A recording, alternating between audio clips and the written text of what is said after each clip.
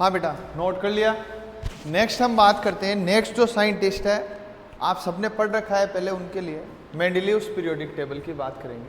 और मेंडेलियस के केस जो भी थे वो आपने पहले लर्न कर रखे हैं, 10th क्लास में सब बच्चों ने पढ़ा हुआ है। आज हम उसी मेंडेलियस की बात करेंगे। और मेंडेलियस सबसे इंपॉर्टेंट साइंटिस्ट है पीरियोडिक टेबल में। रीजन क्या था, मेंडेलियस ने जितना भी वर्क किया वो work as it is modern periodic table में दिखाई देगा आपको। मतलब मॉडर्न पीरियोडिक टेबल के लिए आप ये बोलते हो कि ठीक है वो हेनरी मोजले के एटॉमिक लॉ पर डिपेंडेंट है, बट वो जो पीरियोडिक टेबल है मॉडर्न वाली, उस मॉडर्न पीरियोडिक टेबल का जो कंप्लीट बेस है वो कंप्लीट बेस मेंडेलियस पीरियोडिक टेबल से आता है। कैसे आएगा वो चीज़ें हम यहाँ डिस्कस करेंगे, हम यहाँ देखेंगे। देखिए हम बात करते हैं, नेक्स्ट जो हमारा साइंटिस्ट है वो है मेंडेलियस।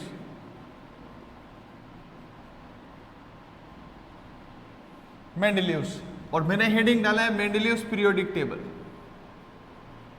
मेंडेलियस पीरियोडिक टेबल देखिए, सबसे पहली चीज जो मेंडेलियस पीरियोडिक टेबल थी, उस पीरियोडिक टेबल के अकॉर्डिंग मैं ये बोल सकता हूं कि the physical and chemical property, physical and chemical property of the elements is the periodic function of their atomic weight. मतलब यहां भी उन्होंने किसकी बात करी, एटॉमिक वेट की। अब तक जितने भी साइंटिस्ट आपने पढ़े हैं वो सारे साइंटिस्ट केवल किसकी बात कर रहे हैं, एटॉमिक वेट की। मतलब मैं यहां बोल सकता हूं मेंडेलीव ने क्या बोला, the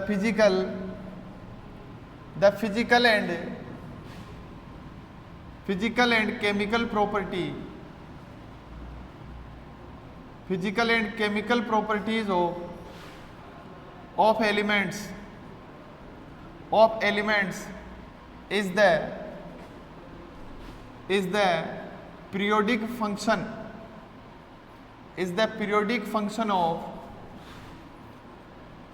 function of their atomic weight। क्या बोला मैंने, यहां आपके पास केवल एक चीज नहीं आई, बाकी सारी चीजें तो वही है जो पहले पढ़ रहे हो। हमने कहा physical and chemical property of elements is the periodic function of the elements, यही बोला। अब ये पीरियोडिक फंक्शन क्या है, तो हमने कहा periodic function of atomic wait. इसका मीन ये है कि मैं जब एलिमेंट्स को एटॉमिक वेट के बेस पे अरेंज करूंगा, ठीक है, तो एक फिक्स इंटरवल के बाद, ठीक है, एक फिक्स गैप के बाद सेम प्रॉपर्टी वाले एलिमेंट्स जो होंगे वो मुझे मिलते जाएंगे। समझ में आ रही है बात आपके, उसको मैं क्या बोलूंगा, पीरियोडिक फंक्शन। ठीक बात है। और वो किसके पीरियोडिक फंक्शन है, physical and chemical property, atomic weight की जो है पीरियोडिक फंक्शन होंगे। ये बात किसने बताई हमें, ये बात मेंडेलियस ने हमें बताई कि जितने भी एलिमेंट्स हैं उन सारे एलिमेंट की फिजिकल एंड केमिकल प्रॉपर्टी है वो एटॉमिक वेट का पीरियोडिक फंक्शन है। क्लियर बात, मतलब पूरी जो टेबल इन्होंने बनाई उस टेबल में, क्योंकि जो मेंडेलीव की पीरियोडिक टेबल थी उसमें टोटल 63 एलिमेंट थे, और 63 तक जो एलिमेंट थे उनको इन्होंने किसके बेस पे अरेंज किया, एटॉमिक वेट के बेस पे अरेंज किया। ठीक है, चलिए हम बात कर लेते हैं कि ये जो मेंडेलीव की पीरियोडिक टेबल थी, इस मेंडेलीव की पीरियोडिक टेबल के कुछ इंपॉर्टेंट कैरेक्टरिस्टिक्स क्या थे। कैरेक्टरिस्टिक्स की बात करूं तो फर्स्ट मैंने लिखा इसका बेस। मेंडेलीव की पीरियोडिक टेबल का बेस क्या था, तो अभी मैंने आपको बताया मेंडेलीव की पीरियोडिक टेबल का जो मेन बेस था वो क्या था बेटा, एटॉमिक वेट। क्या लिख दूं यहां पर, एटॉमिक वेट। सेकंड कैरेक्टरिस्टिक्स में लिखा total number of elements in Mendeleev's periodic table. M P T का मतलब लिखा हूं मैं मेंडेलीव्स पीरियोडिक टेबल। टोटल कितने एलिमेंट्स थे बेटा, 63। क्या कहा मैंने, total number of elements in Mendeleev's periodic table is कितना है, 63 एलिमेंट्स टोटल मेंडेलीव की पीरियोडिक टेबल में प्रेजेंट थे। अच्छा, सबसे मेन बात जो मेंडेलीव की कैरेक्टरिस्टिक्सों में आती है वो यह थी कि मेंडेलीव फर्स्ट साइंटिस्ट थे जिन्होंने एक सिस्टमेटिक अरेंजमेंट दिया एलिमेंट का। ठीक है, क्या लिखूं मैं, Mendeleev is the first scientist which arranged the element which arrange the element in systematic manner.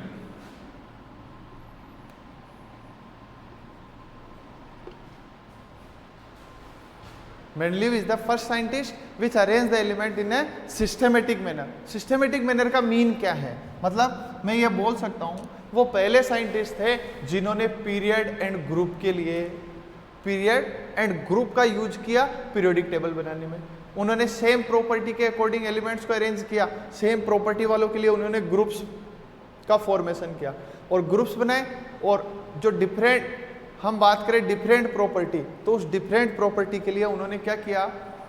Period का फॉर्मेशन किया। तो हमने यहाँ कुछ पॉइंट्स लिखे। पहला पॉइंट मैंने लिखा what is the base of atomic Mendeleev's periodic table. तो आप क्या बोलोगे? Atomic weight. Total number of element in periodic table of Mendeleev's periodic table, तो आप बोलोगे 63। He is the first scientist, Mendeleev is the first scientist which arrange the element in systematic manner. ठीक है, अब ये जो सिस्टेमेटिक मैनर था तो मैं ऐसे लिख सकता हूं ही फॉर्म्ड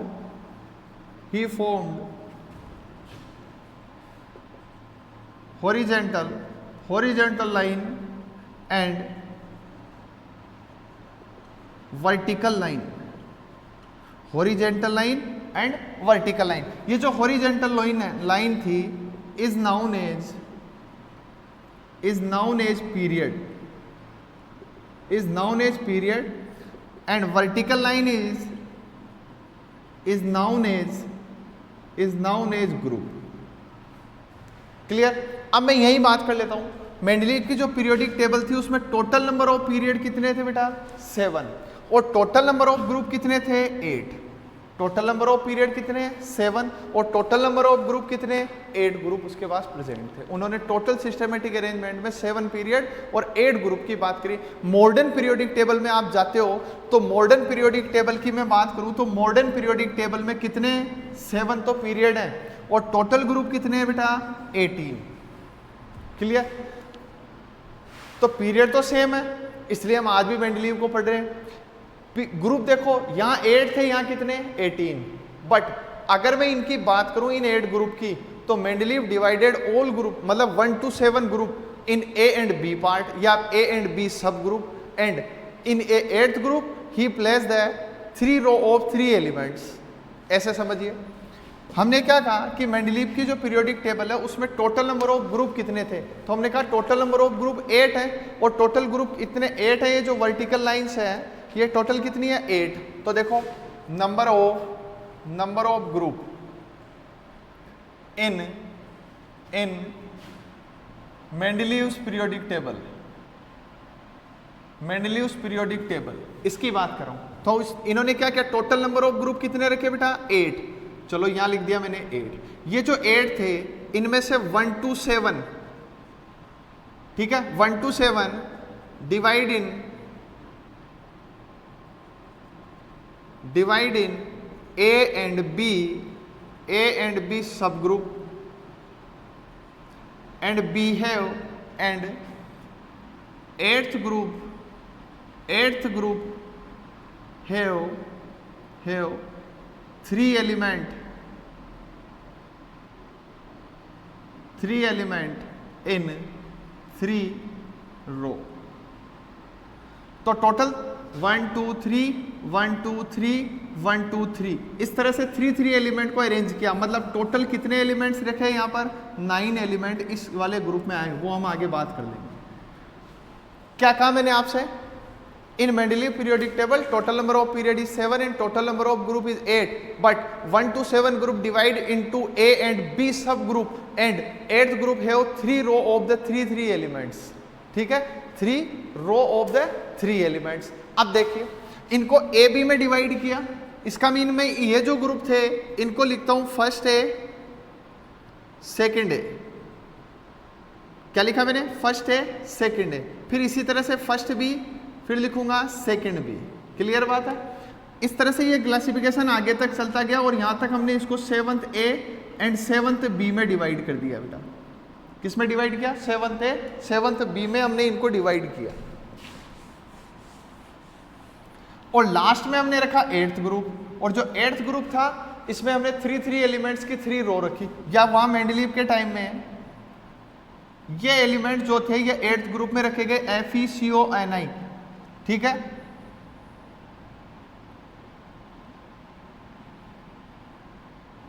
NiPdPd,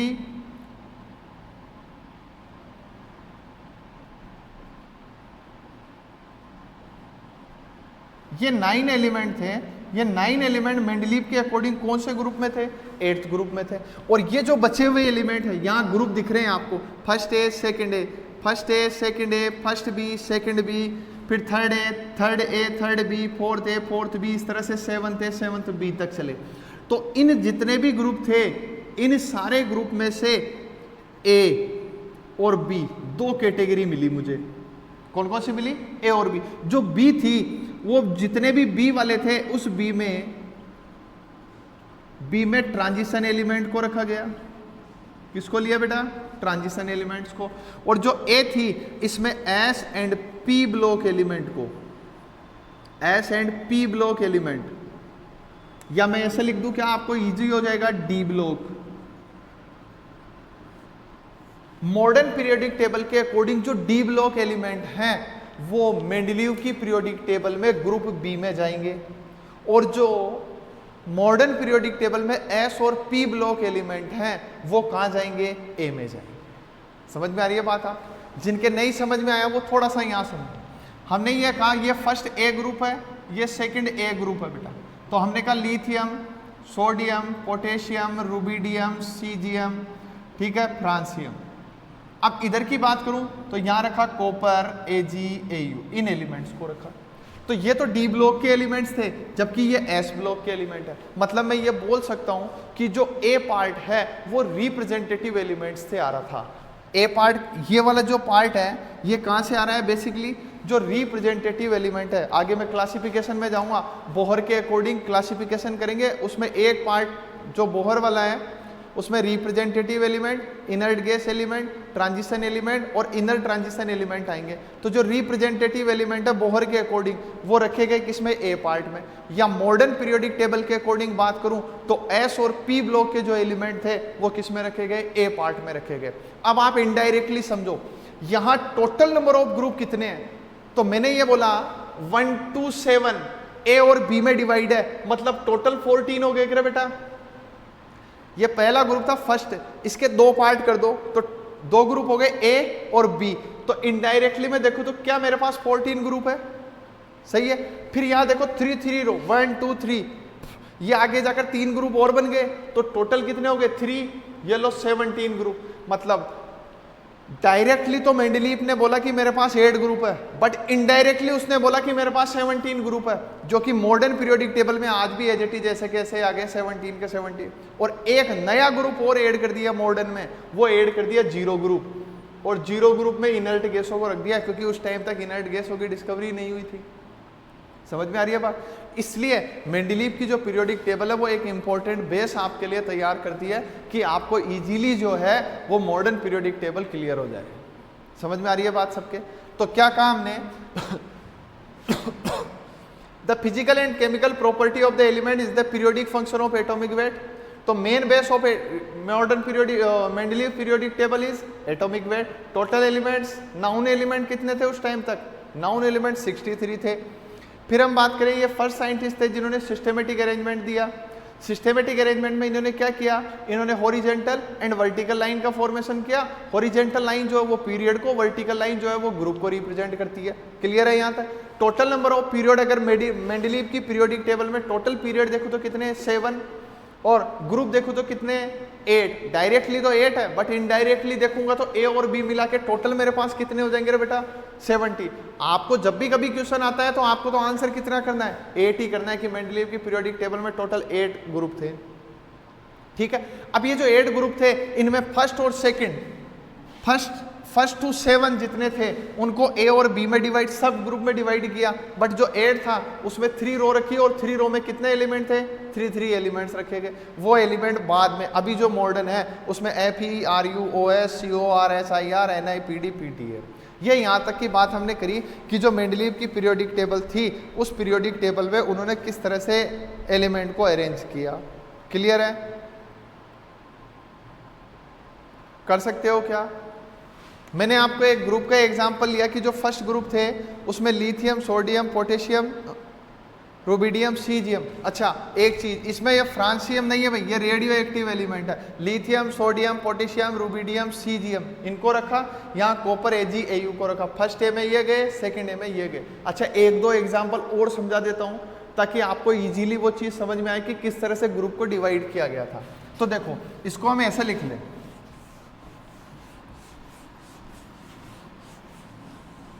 ऐसे समझिए, मैंने आपसे ये कहा कि ये हमारा है group number first, group number first. इस फर्स्ट को 2 पार्ट में डिवाइड किया आपने, एक में आपने रखा फर्स्ट है, एक में आपने रखा सेकंड है। जो फर्स्ट है इसमें किसको रखा, lithium, sodium, potassium, rubidium, caesium को रखा। जो सेकंड ए पार्ट बनाया आपने, उस सेकंड ए पार्ट में आपने रखा कॉपर AgAu को। ये मेंडलीव का क्लासिफिकेशन है। फिर बात करते हैं चलो ग्रुप नंबर सेकंड की। ग्रुप सेकंड था, इसके भी वही 2 पार्ट्स किए। पहला पार्ट किया सेकंड ए और दूसरा पार्ट किया सेकंड बी। जो सेकंड ए पार्ट किया उस सेकंड ए में बेरिलियम, मैग्नीशियम, कैल्शियम, स्ट्रोंशियम और बेरियम को रखा, इन एलिमेंट को रखा। तो जो सेकंड बी बनाया उस सेकंड बी के एलिमेंट डी से आएंगे, वहां किसको रखा, ZnCdHg को रखा। क्लियर है? फिर देखिए ग्रुप नंबर थर्ड की बात करूं तो ग्रुप जो थर्ड था, इस ग्रुप थर्ड में ये लो, ये इसका थर्ड ए हो गया और यहां इसका थर्ड बी बना देते हैं। Third A third B. जो थर्ड ए था मैंने कहा इसमें रिप्रेजेंटेटिव एलिमेंट्स थे, मतलब यहां रखा गया बोरॉन, एल्यूमिनियम, गैलियम, इंडियम और थेलियम, ये एलिमेंट रखे गए। और जो थर्ड बी बनाया, वो जो थर्ड बी बना उस थर्ड बी में उन्होंने स्कैंडियम, इट्रियम और लेंथेनम ये एलिमेंट रखे। ये भी डी ब्लॉक से आते हैं, ये पी ब्लॉक एलिमेंट्स हैं, ये पी से आते हैं। क्लियर बात है? फिर चलो अगर हम बात करें फोर्थ की, तो जो फोर्थ उन्होंने बनाया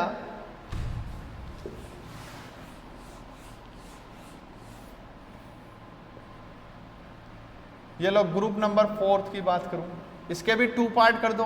क्या बनाओ बेटा, फोर्थ ए और इधर क्या बनाया, फोर्थ बी। ठीक बात है? फोर्थ बी में इससे जस्ट आगे वाले है, यहाँ स्कैंडियम है तो यहाँ क्या है, टाइटेनियम, यहाँ इट्रियम है तो यहाँ जर्कोनियम, यहाँ लेंथेनम है तो यहाँ क्या आया, हाफनियम। तो फोर्थ जो था फोर्थ बी, उस फोर्थ बी में क्या रखे गए, टाइटेनियम, जर्कोनियम और हाफनियम रखे गए। जबकि इसके फोर्थ में तो देखो यहाँ बोरोन आ रहा है, बोरोन से आगे कौन आता है, कार्बन, तो यहाँ रखा गया कार्बन, सिलिकॉन, जर्मेनियम, टिन और पीबी, इन एलिमेंट को रखा गया। क्लियर है? और समझ लो अगर मैं बात करूं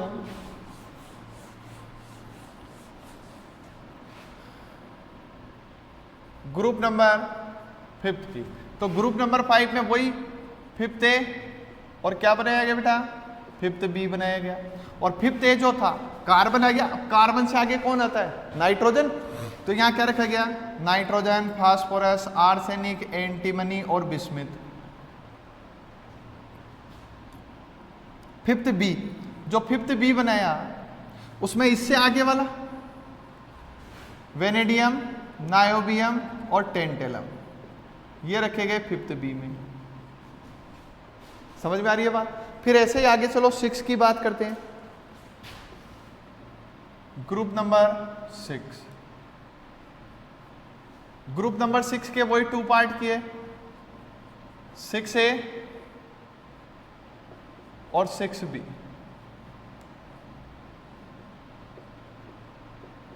ये लो, 6A में इससे आगे कौन आता है, ऑक्सीजन, नाइट्रोजन से आगे, तो ऑक्सीजन, सल्फर, सेलिनियम, टेल्यूरियम और पोलिनियम को रखा गया। अब इससे आगे आने वाले क्रोमियम, मोलिब्डेनम और टंगस्टन, CrMo और W, इसको किस में रखा गया? 6B में रखा गया। ठीक बात है। तो इस तरह से उन्होंने एक क्लासिफिकेशन किया, उस क्लासिफिकेशन के अकॉर्डिंग उन्होंने एलिमेंट्स को क्या किया? अरेंज किया। समझ में आ गई क्या बात? अच्छा, एक सबसे इंपॉर्टेंट बात यह थी कि जो एलिमेंट्स आगे आने वाले हैं उनके लिए उन्होंने अपनी जो पीरियोडिक टेबल थी उसमें वेकेंट स्पेस रखा। हाँ, 1 2 3। हाँ, तो मेंडलीव की पीरियोडिक टेबल के अकॉर्डिंग हमने जितने भी एलिमेंट्स थे उनको ग्रुप 1 to 7 एंड ग्रुप 8 में डिवाइड किया, और जो ग्रुप 1 था उसमें A और B पार्ट बनाए। ये मैंने आपको एक पूरी टेबल बना के दी। ठीक बात है। अब जो मेंडलीव की पीरियोडिक टेबल थी उसकी सबसे बड़ी जो मेरिट थी, जिसलिए आज भी हम मेंडलीव को पढ़ रहे हैं, वो मेरिट ये थी कि उन्होंने कुछ एलिमेंट्स के लिए ऑलरेडी प्रिडिक्शन दिया। उन्होंने कहा मेरी पीरियोडिक टेबल में ये वेकेंट स्पेस रहेंगे और इन वेकेंट स्पेस में आगे कोई ना कोई एलिमेंट आकर के फिट होगा। तो देखो 1 मिनट के लिए ऐसे समझिए, मैं ये कहता हूँ, एक तो गैलियम, इस जगह को उन्होंने बिल्कुल वेकेंट रखा था, यहाँ उन्होंने कोई एलिमेंट नहीं लिया। एक हम बात करें जर्मेनियम, यहाँ कोई एलिमेंट नहीं था, ये बिल्कुल वेकेंट स्पेस था। एक ये स्पेस पूरी तरह से वेकेंट था। और लास्ट हम इधर जाएं तो Mn के बाद Tc, ये 4 वेकेंट स्पेस मेंडलीव की पीरियोडिक टेबल में प्रेजेंट थे। और इन एलिमेंट के लिए मेंडलीव ने यह बोला था कि ठीक है, मैं अभी से प्रिडिक्शन करता हूँ, उस प्रिडिक्शन के अकॉर्डिंग यहाँ आने वाले टाइम में कोई ऐसा एलिमेंट आएगा जो इनके अकॉर्डिंग प्रॉपर्टी रखता होगा, इनसे सेम प्रॉपर्टी रखता होगा, बट उसका एटॉमिक वेट जो होगा इनकी कंपेरेटिवली क्या होगा? ज़्यादा होगा। इसलिए उन्होंने इस एलिमेंट को यहाँ रख दिया था। जब उन्होंने यहाँ रखा तो इसके बेस पे हम ये बोल सकते हैं कि जो मेंडलीव की जो पीरियोडिक टेबल है, उस मेंडलीव की पीरियोडिक टेबल में कहाँ वेकेंट स्पेस है वो आपको यहाँ चार्ट में दिखाई दे रहा है।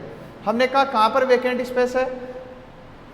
एल्यूमिनियम के जस्ट बाद वेकेंट स्पेस है, 3rd B ग्रुप के फर्स्ट एलिमेंट का वेकेंट स्पेस है, Si के जस्ट बाद वेकेंट स्पेस है, और इधर Mn के जस्ट बाद में वेकेंट स्पेस है। चलो, इन सबके बेस पे हम बात करते हैं कि जो मेंडलीव की जो पीरियोडिक टेबल थी, उस पीरियोडिक टेबल में कुछ मेरिट्स और डीमेरिट्स भी थे।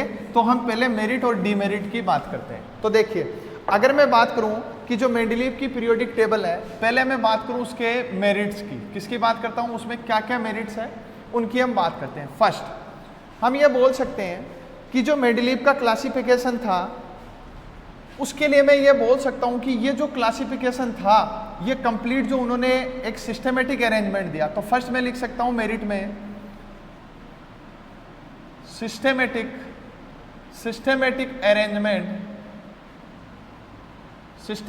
Arrangement of elements. मेंडलीव का ये जो अरेंजमेंट था ये कंप्लीटली कैसा था? सिस्टमेटिक अरेंजमेंट था। Second, prediction of newly discovered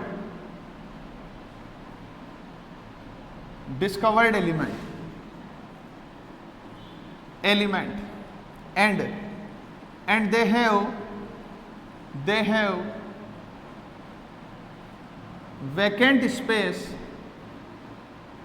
they have vacant space for new elements। उन्होंने प्रिडिक्शन किया न्यूली डिस्कवर्ड एलिमेंट के लिए, और उनके लिए क्या किया? वेकेंट स्पेस रख दिया। और वो वेकेंट स्पेस मैंने आपको बताया कहाँ कहाँ है? 1 2 3 4। ये टेबल में 4 जगह वेकेंट स्पेस थे।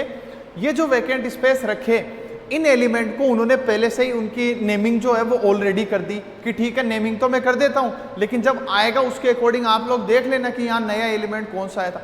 और उन्होंने जो नेमिंग की उसके अकॉर्डिंग रियलिटी में ये हुआ कि जो मॉडर्न पीरियोडिक टेबल है उसमें हम यहाँ जो एलिमेंट पढ़ते हैं वो इनसे एटॉमिक वेट में ज़्यादा है, इनका एटॉमिक वेट इनसे ज़्यादा एटॉमिक वेट रखते हैं, एक बात। दूसरी बात, प्रॉपर्टी में इनसे सिमिलरिटी रखते हैं। तो उनकी जो प्रिडिक्शन थी वो बिल्कुल सही हो गई। अब वो जो प्रिडिक्शन उन्होंने की वो क्या किया? उन्होंने क्या किया?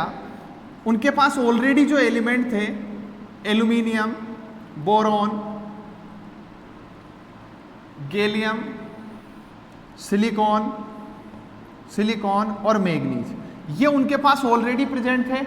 इनके बेस पे उन्होंने न्यूली डिस्कवर्ड एलिमेंट्स के लिए नेम पहले से डिसाइड कर दिया। और नेम क्या डिसाइड किया कि वो जो न्यूली डिस्कवर्ड एलिमेंट होगा उसको मैं बोलूँगा एका एल्यूमिनियम। मतलब इससे आगे जो एल्यूमिनियम से आगे जो भी आएगा उसको क्या बोलूँगा बेटा, एका एल्यूमिनियम। बोरोन वाले के लिए क्या नेमिंग डिसाइड की, एका बोरोन।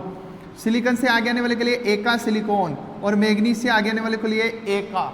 और ये जो एका वर्ड है, इस एका का जो मीन है, एका मीन्स नेक्स्ट। एका का सिंपली मीन क्या है, नेक्स्ट। और नेक्स्ट का मीन एल्यूमिनियम से जस्ट आगे क्या आएगा उसकी हमें बात करनी थी। तो उन्होंने इन एलिमेंट्स के लिए जो आगे आने वाले थे उनके लिए मेंडलीफ ने क्या वर्ड यूज किया, एका एल्यूमिनियम, एका बोरोन, एका सिलिकॉन, एका मैग्नीज। एका एल्यूमिनियम आगे जाकर जब डिस्कवर हुई, नई डिस्कवरी हो रही है, तो एल्यूमिनियम आगे जाकर के क्या बन रहा है बेटा, गैलियम बन गया। और अब मॉडर्न पीरियोडिक टेबल में यहाँ आता है। बोरोन आगे जाकर स्कैंडियम बन गया, सिलिकॉन आगे जाकर जर्मेनियम बन गया, और एमएन आगे जाकर टीसी बन गया। ये देखिए टेक्नीशियम यहाँ आता है। अच्छा, ये जो टीसी मैंने यहाँ लिखा है, टीसी, ये 43 इसका एटॉमिक नंबर है। और जो टीसी है इसके लिए बोला जाता है कि ये first main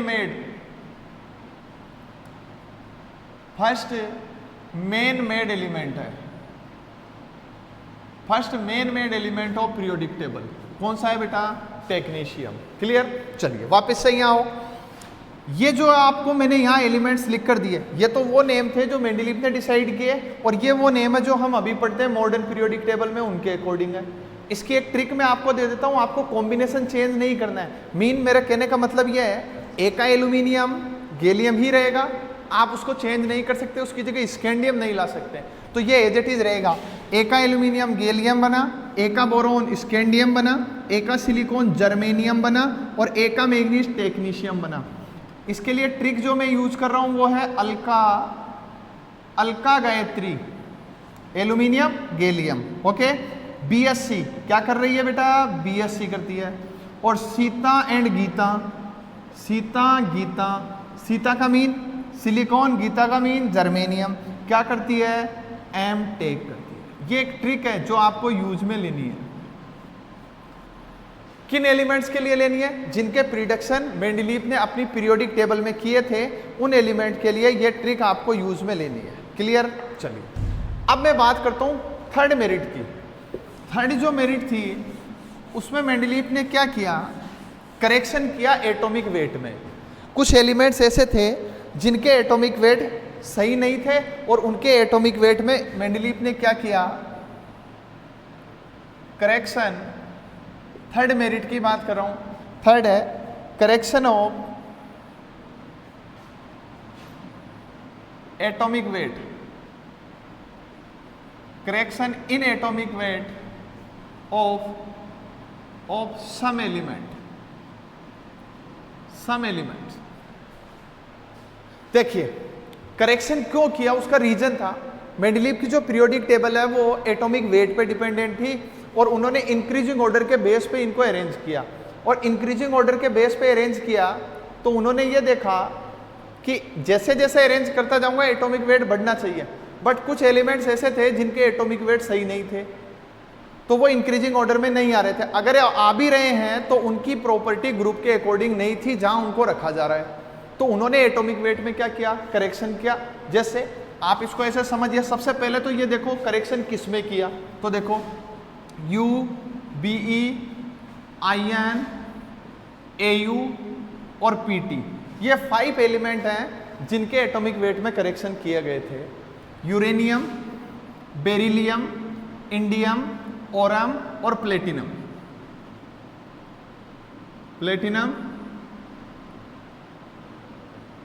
Oram, indium, beryllium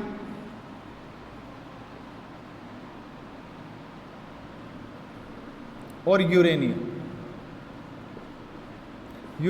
beryllium, indium, Oram, platinum और इन 5 एलिमेंट के एटॉमिक वेट में क्या किया था, करेक्शन किया। अच्छा, इसके लिए भी ट्रिक दे देता हूं ताकि आपको इजीली ये रहे कि ठीक है आपको कौन कौन से एलिमेंट्स थे। इसके लिए मैंने लिखा यू बेईमान, बेईमान इंसान, यू बेईमान इंसान और पिटोगे, जितनी ज्यादा बेईमानी करोगे उतने पिटोगे। तो एक सिंपल सी, हम जो भी ट्रिक्स लिखते हैं वो हिंदी में इसलिए लिखते हैं ताकि आपको इजीली वो कवर अप हो जाए। ठीक है, ट्रिक का मीन ये नहीं है कि ठीक है आप उसको कहीं भी नोट कर दें या इधर उधर लिख दें। ठीक है, ट्रिक इसलिए है कि इजीली लर्न हो जाए। तो ये एलिमेंट्स है जिनके एटॉमिक वेट में करेक्शन किए। देखो एग्जांपल के लिए मैं ऐसे ले सकता हूं, मैंने लिया फॉर एग्जांपल, मैं लेता हूं बेरिलियम को। ठीक है, हमने ये कहा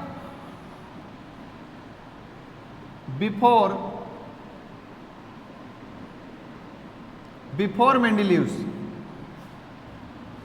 मेंडेलिव्स ये जो बेरिलियम था, इस बेरिलियम को Be+3 की टर्म में कंसीडर किया जाता था।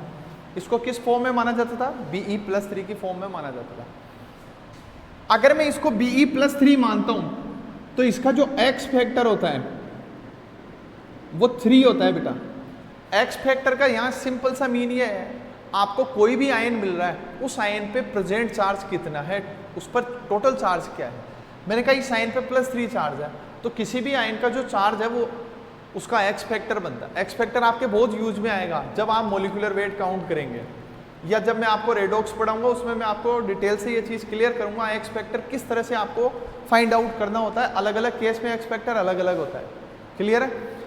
आयन के बेस में प्रेजेंट चार्ज देखेंगे। किसी सोल्ट की बात करूं तो टोटल पॉजिटिव या टोटल नेगेटिव चार्ज देखना है। अगर किसी एसिड की बात करूं तो उसकी बेसिसिटी देखते हैं। बेस की बात करूं तो उसकी एसिडिटी देखते हैं। और अगर कोई रेडॉक्स रिएक्शन है तो टोटल डोनेटेड इलेक्ट्रॉन या टोटल एक्सेप्ट इलेक्ट्रॉन आपको चेक करने होते हैं। वो बाद में पढ़ेंगे डिटेल से। अभी केवल इतना समझो कि इस पे +3 चार्ज है, तो मैंने एक्स फैक्टर कितना माना यहाँ 3। तो देखो मैंने कहा एटॉमिक वेट, एटॉमिक वेट जो है इसको काउंट करने के लिए हम फॉर्मूला यूज में लेते हैं equivalent weight into x factor. क्या फॉर्मूला काम में लिया, equivalent weight into x factor. Beryllium का इक्विवेलेंट वेट 4.5 रखते हैं और एक्स फैक्टर कितना लेते हैं 3, इससे मल्टीप्लाई करते हैं तो हमारे पास यहाँ जो वैल्यू आती है वो आती है 13.5। कितनी आ रही है बेटा 13.5। अब आप एक सिंपल सा रूल है ऐसे समझो, कार्बन नाइट्रोजन, आपने छोटी लोअर क्लास में ये सारी चीजें क्लियर करी हुई है। कार्बन का एटॉमिक वेट आपने 12 लिया था और नाइट्रोजन का 14 लिया था। क्लियर है।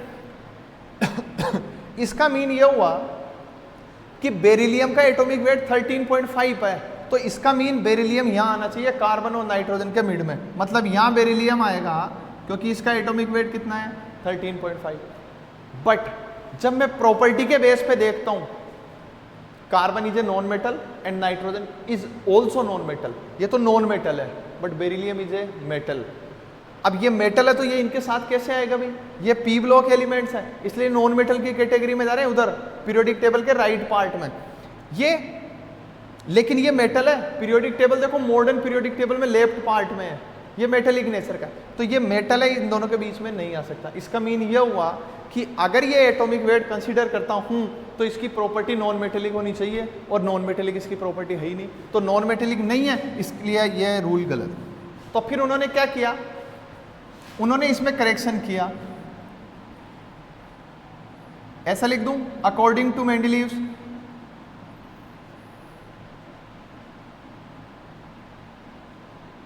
अकॉर्डिंग टू मेंडेलीव्स क्या किया उन्होंने, इस Be को +2 की टर्म में कंसीडर कर दिया और +2 में कंसीडर किया तो एक्स फैक्टर कितना हो रहा है बेटा 2। एक्स फैक्टर 2 तो एटॉमिक वेट, एटॉमिक वेट बोलो कितना हो गया, डायरेक्ट कर दूं क्या, इक्विवेलेंट वेट कितना है 4.5, एक्स फैक्टर कितना 2 कंसीडर किया तो टोटल कितना आ रहा है 9 आ रहा है। और 9 आ रहा है इसका मतलब ये कार्बन से तो पीछे जाएगा। चलो यहां देखते हैं, कार्बन नाइट्रोजन, कार्बन का 12 था, इसका 14 था, बोरोन इसका 10 होता है। ठीक है, अब इससे जस्ट पहले बेरिलियम आता है और इसके लिए 9 आ रहा है, इसका मीन सही है, बिल्कुल राइट है।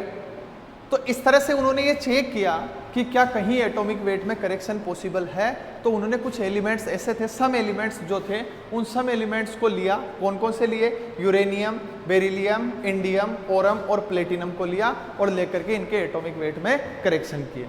आपके लिए जो इम्पोर्टेंट क्वेश्चन बनता है वो यहाँ से बनेगा भाई, आपको केवल ये चीज़ पता होनी चाहिए, इसकी आपको कोई रिक्वायरमेंट नहीं है। ये तो मैंने केवल आपको समझाने के लिए बताया कि हाँ करेक्शन किए तो किस तरह से किए थे या क्यों करेक्शन किए, उसका रीजन यहाँ बताया मैंने कि यहाँ प्रॉपर्टी मैच नहीं कर रही है जिनके अकॉर्डिंग एटॉमिक वेट है, यहाँ प्रॉपर्टी मैच करेगी जहाँ से एटॉमिक वेट आ रहा है उसके अकॉर्डिंग। तो ठीक है, ये आपको केवल समझने के लिए आपको केवल ये पता होना चाहिए कौन कौन से एलिमेंट्स हैं जिनमें आपने करेक्शन किए हैं। ठीक है, नोट करो फटाफट से।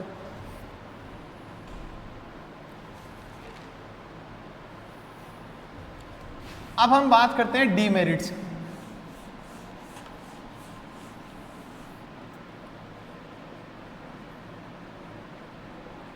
डीमेरिट्स की जो मेंडलीव की पीरियोडिक टेबल थी, उस पीरियोडिक टेबल के डीमेरिट्स क्या क्या थे।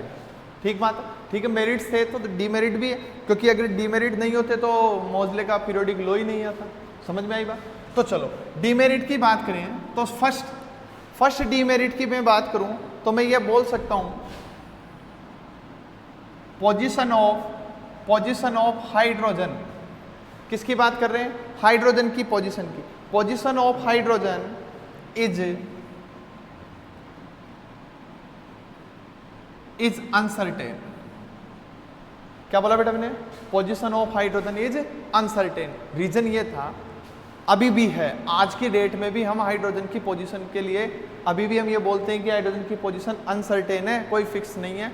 हम उसको हाइड्रोजन को ग्रुप 1 में और ग्रुप 17 दोनों जगह उसको ले सकते हैं। अकॉर्डिंग टू प्रॉपर्टीज उसको कहाँ रखा जाएगा? ग्रुप नंबर 17 में, because hydrogen is a non metal, तो उसको प्रॉपर्टी के बेस पे कहाँ रखोगे? यहाँ। But according to electronic configuration उसको किस में रखा जा सकता है? ग्रुप 1 में रखा जा सकता है। प्रॉपर्टी के बेस पे 17 में और नेचर के बेस पे इलेक्ट्रॉनिक कॉन्फ़िगरेशन के बेस पे ग्रुप 1 में रखा जा सकता है। बट मेंडलीव ने ऐसा कुछ क्लियर नहीं किया, उन्होंने ये नहीं बताया कि हाइड्रोजन की पोजीशन पीरियोडिक टेबल में क्या है। Second, position of isotope is uncertain. अब यहां मैंने आइसोटोप लिया, आइसोटोप क्या है? तो मैं ये बोलता हूं एटॉमिक नंबर तो क्या हो? सेम, बट मास नंबर क्या हो? डिफरेंट। स्पीसीज विच है same atomic number but different mass number is called isotope. ऐसे समझिए, मैंने कहा H1 H12 H13, इसको प्रोटियम बोलूंगा, इसको ड्यूटीरियम बोलूंगा और इसको ट्राइटियम बोलूंगा। प्रोटियम, ड्यूटीरियम, ट्राइटियम, ये हाइड्रोजन के आइसोटोप हैं। इनमें देखो इसका एटॉमिक नंबर सेम है क्या सबका? बट इनका मास नंबर यहाँ 1 है, यहाँ 2 है, यहाँ 3 है। अब मास नंबर डिफरेंट है और मास नंबर से ही क्या डिसाइड होता है? Atomic weight. तो क्या इधर से इधर जा रहा हूं तो एटॉमिक वेट इंक्रीज हो रहा है क्या? और एटॉमिक वेट इंक्रीज हो रहा है तो according to Mendeleev elements are arrange in their increasing order of atomic weight. बोलो यही बोला कि नहीं? तो जब इनका इंक्रीज हो रहा है तो फिर आपने इनको क्यों कंसीडर नहीं किया? ये सबसे बड़ी डीमेरिट थी कि मेंडलीव ने आइसोटोप जो थे उनकी पोजीशन जो थी उस पोजीशन के लिए आपको कोई एक्सप्लेनेशन नहीं दिया था। क्लियर सी बात है।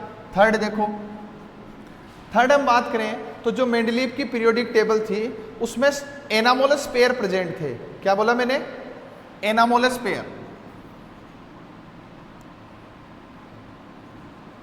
प्रेजेंस ऑफ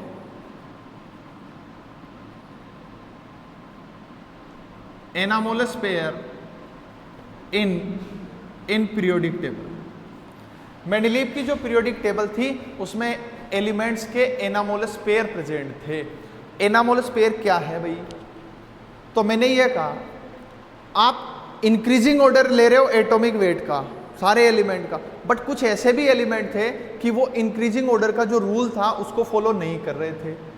ऐसे जितने भी पेयर थे जो इंक्रीजिंग ऑर्डर के एटॉमिक वेट के इंक्रीजिंग ऑर्डर को फॉलो नहीं करते हैं, उन सबको किस कैटेगरी में रखा गया? एनामोलस पेयर की कैटेगरी में रखा गया। और ऐसे total 4 pair Mendeleev periodic table में प्रेजेंट थे। देखिए मैंने ये कहा AR के TE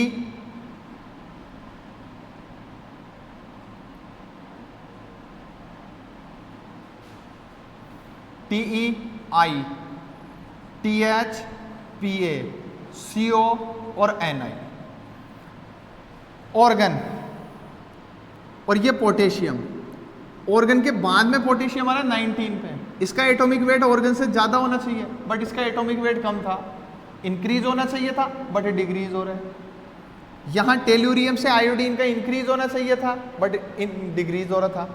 थोरियम से प्रोएक्टिनियम, थोरियम प्रोएक्टिनियम, इसका ज़्यादा होना चाहिए था बट नहीं था।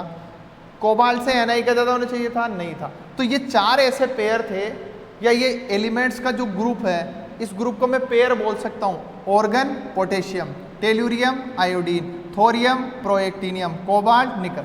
तो टोटल मेंडलीव की जो पीरियोडिक टेबल थी उसमें 4 एनामोलस पेयर प्रेजेंट थे। और इन एनामोलस पेयर को उसने क्यों रखा, जबकि वो ये खुद ये कहते थे कि हमें तो इंक्रीजिंग ऑर्डर चाहिए, फिर उन्होंने ऐसे पेयर क्यों रख दिए? ये उनकी सबसे बड़ी डीमेरिट्स थी।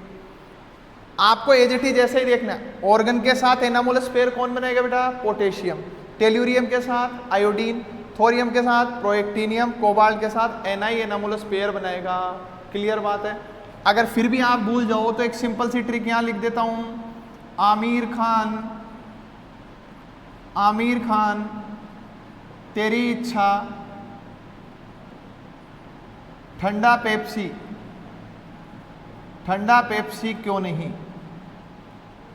ये इसके लिए मैंने आपको एक ट्रिक दे दी कि आपको उस पेयर को एज इट इज रखना है, क्योंकि जब आपको क्वेश्चन मिलेंगे तो वहां आपको टिक करना है, और टिक करने के लिए आपको ये पता होना चाहिए, या जो भी ऑप्शन आ रहा है उसमें आपको पता होना चाहिए कि एनामोलस पेयर कौन सा है। तो ऑर्गन के साथ हमेशा पोटेशियम आएगा, टेल्यूरियम के साथ आयोडीन, थोरियम के साथ प्रोएक्टिनियम ही आएगा, और कोबाल्ट के साथ Ni आएगा। इसलिए ट्रिक क्या लिखी? आमिर खान तेरी इच्छा, ठंडा पेप्सी क्यों नहीं। ये उसकी 3rd डीमेरिट थी। 4th डीमेरिट की बात करें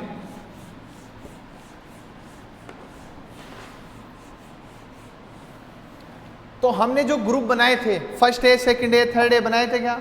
तो हमने ये कहा डिसिमिलर जो एलिमेंट है, ठीक है, हमने क्या कहा? 4th डीमेरिट में बात करो, मैंने लिखा dissimilar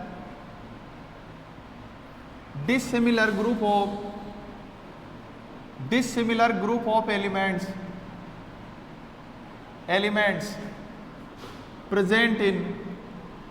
present in same group. Dissimilar group of elements, अलग अलग ग्रुप थे, मतलब उनकी प्रॉपर्टीज बिल्कुल डिफरेंट है, फिर भी उनको क्या किया? सेम ग्रुप में रख दिया। या मैं ऐसे बोल सकता हूं उनको टुगेदर रख दिया। या क्या बोला? Dissimilar group of element present together. ये एक और डीमेरिट आ गई हमारे सामने। या मैं ऐसे बोल सकता हूं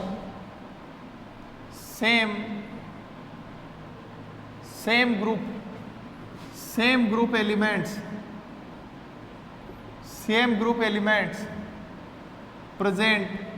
present in different group. Same property के जो एलिमेंट्स थे, मतलब वो एक ही ग्रुप में, सेम ग्रुप में आने चाहिए थे, बट उनको उन्होंने किस में रख दिया? डिफरेंट ग्रुप में रख दिया। ऐसे बोल सकता हूं क्या? Same group elements present in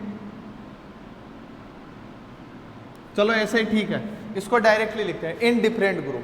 clear? अब इसको समझिए एग्जाम्पल से।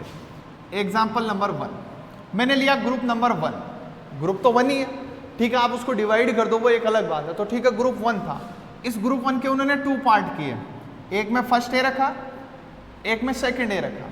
फर्स्ट ए में lithium, sodium, potassium, rubidium, caesium, और इसमें कॉपर, Ag, Au, इन एलिमेंट्स को रखा। देखिए ये एलिमेंट, जितने भी एलिमेंट यहां लिखे हुए हैं, ये मोर रिएक्टिव एलिमेंट, और इनकी बात करूं तो ये है लेस रिएक्टिव एलिमेंट। ये तो है मोर रिएक्टिव एलिमेंट और ये है लेस रिएक्टिव एलिमेंट, फिर भी इनको एक ही ग्रुप में रख दिया फर्स्ट ग्रुप में। Dissimilar group elements present in same group, अलग अलग नेचर है, कंप्लीट प्रॉपर्टी अलग है। ये लेस रिएक्टिव है, देखो ये ऑर्नामेंट फॉर्मेशन में यूज में आते हैं बेटा, ये भी मेटल है ये भी मेटल है, पर ये लेस रिएक्टिव है इसलिए ऑर्नामेंट फॉर्मेशन है, ऑर्नामेंट मेकिंग में यूज में आ रहे हैं। और इनमें देखो यहाँ पोटेशियम रुबिडियम, अच्छा सोडियम इतना रिएक्टिव है कि आप उसको वाटर में डालोगे तो जैसे ही उस आपने पानी में डाला वो थोड़ी देर बाद जलने लग जाएगा। पोटेशियम रुबिडियम सीजियम इतने ज़्यादा एक्सप्लोजिव नेचर के, वाटर के साथ एक्सप्लोजिव नेचर शो करते हैं, जैसे ही डालोगे विस्फोटक, एक्सप्लोजिव नेचर के हैं, मतलब इनकी रिएक्टिविटी बहुत ज़्यादा है, बट इनकी रिएक्टिविटी क्या है, बहुत कम। फिर भी ये एक ही ग्रुप में, ये चीज़ क्या थी, पूरी तरह से रॉन्ग थी, जो कि मेंडलीफ ने करी। एक हम बात करें जो हमारा 8th ग्रुप था, उस 8th ग्रुप में किसको रखा था, प्लेटिनम को। पहले बताया था मैंने 3 रो है ना, 3 row and 3 elements in 3 row 8th group में, वहां एक एलिमेंट था प्लेटिनम पीटी, और सेकंड ए जो था उसमें एक एलिमेंट था ओरम। देखिए same group element present in different group, ये दोनों सेम नेचर के हैं, ये भी नोबल मेटल है ये भी नोबल मेटल है, दोनों नोबल मेटल है, दोनों लेस रिएक्टिव नेचर के, लेकिन इसको तो 8th ग्रुप में रखा और इसको सेकंड ए में रख दिया, ये दूसरी उनकी सेकंड डीमेरिट्स होती है। तो यहां से हम ये क्लियर कर सकते हैं कि कुछ ना कुछ मिस्टेक्स तो उस पीरियोडिक टेबल में थी, या कुछ ऐसी डीमेरिट्स हमारे पास थी जिनके लिए हमें फिर मॉडर्न पीरियोडिक टेबल यूज में लेनी पड़ी। क्लियर। फिर देखो 5th डीमेरिट की बात करूं, Mendeleev not explain the position of lengthenoid and actinoid elements। Lanthanoid actinoid से हमने एफ ब्लॉक का फॉर्मेशन किया, पूरा एफ ब्लॉक है उसमें लेंथेनोइड और एक्टिनोइड, मतलब एक 28 एलिमेंट है। इन एलिमेंट के लिए मेंडलीव की पीरियोडिक टेबल में कोई एक्सप्लेनेशन नहीं था कि इनकी क्या पोजीशन रहेगी, अगर कोई इस तरह का एलिमेंट आता है तो उसको कहाँ रखना है, ये क्लियर नहीं किया गया था मेंडलीव की पीरियोडिक टेबल में। तो ये भी एक उसकी डीमेरिट है कि उन्होंने लेंथेनोइड एक्टिनोइड के लिए कोई एक्सप्लेनेशन नहीं दिया था। 6 डीमेरिट की बात करूं तो मैं बात कर सकता हूं इनर्ट गैसेज, किसकी बात कर सकता हूं, इनर्ट गैसेज एलिमेंट्स की बात कर सकता हूं। मतलब मैं ये कह सकता हूं कि position of inert gas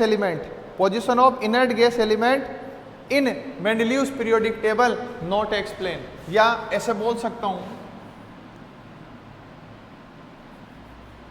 Mendeleev's periodic table can not explain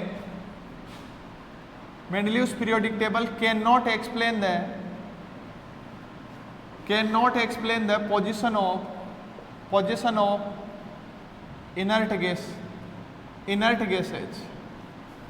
तो ये टोटल मैंने आपको 6 डीमेरिट बताई मेंडलीव्स पीरियोडिक टेबल की। इनको आपको लर्न करना है क्योंकि इनमें से आपको क्वेश्चन पुटअप होते हैं भाई, यहाँ से सबसे ज़्यादा क्वेश्चन बनते हैं।